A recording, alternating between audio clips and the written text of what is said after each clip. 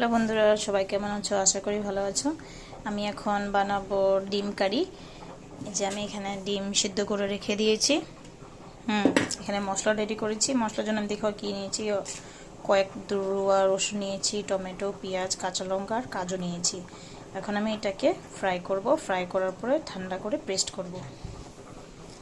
মানে এখানে তেল গরম হয়ে গেছে, এখন আমি এগুলোকে ফ্রাই করব।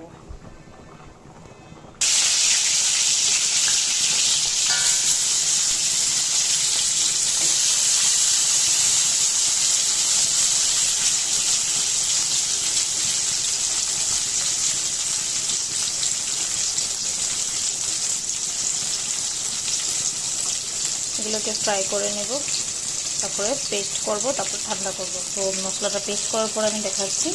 তো দেখতে পাচ্ছ আমার মশলাগুলো ফ্রাই হয়ে গেছে। এখন আমি এটাকে পেস্ট করব, তারপর ঠান্ডা হোক, তার পর্যন্ত আমি মটর চলে নেব। এখানে তেল গরম হয়ে গেছে, এখন আমি আলু ছেড়ে দেব। আলু দিবার আগে আমি এটাতে শুকনো মরিচ, তেজপাতা আর অল্প জিরে। সেখানে আলু মটর ফ্রাই হতে হতে আমি এখানে মশলাগুলো যে ফ্রাই করেছিলাম এখন ঠান্ডা হয়ে গেছে, আমি এটাকে এখন পেস্ট করে নেব। আলু মটর ফ্রাই হয়ে গেছে, এখন মশলাটা আমার পিউরি হয়ে গেছে। এখন আমি মশলাটা দিয়ে দিব। তো এখন আমি এটাতে মশলা দিয়ে দিয়েছি। এখন আমি এখানে দিয়েছি আধা চামচ জিরে গুঁড়ো, মরিচ গুঁড়ো, ধনে গুঁড়ো আর অল্প হলুদ। নুন দিয়ে দিয়েছিলাম আমি আগে। এখন এটাকে ভালো মতো মিক্স করে নেব। দেখতে পাচ্ছ কালারটা খুবই সুন্দর আসছে। দেখো পিউরিটা খুবই ক্রিমের মতন হয়েছিল। পিউরিটা এটা খুব টেস্ট লাগে। তোমরা নিশ্চয়ই বাড়িতে ট্রাই করো বন্ধুরা, খুবই খুবই টেস্ট লাগে। আমি এটা খুব একটা ঝোল বানাবো না, মাখা মাখাই বানাবো। এটা অল্প সিদ্ধ হবে, অল্প ফ্রাই হতে দিই। তার আগ পর্যন্ত কাজ আছে, এই কাজগুলো আমি শেষ করে নিই। মশলা দেখো ভালো মতন ফ্রাই হয়ে গেছে, তেলগুলো পুরোটাই বেরিয়ে যাচ্ছে।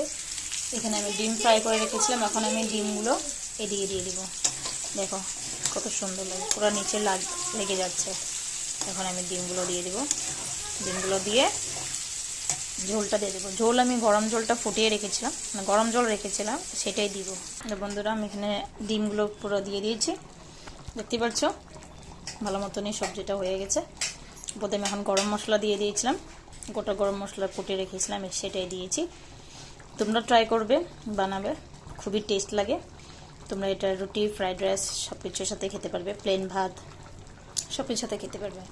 তোমাদের ভিডিওটা কীরকম লেগেছে আমাকে জানাবে। কিছু ভুল হলে বোন ভাবে মাফ করে দিও। আর ভালো লাগলে ভিডিওটা লাইক, শেয়ার, সাবস্ক্রাইব করে দিও। টাটা।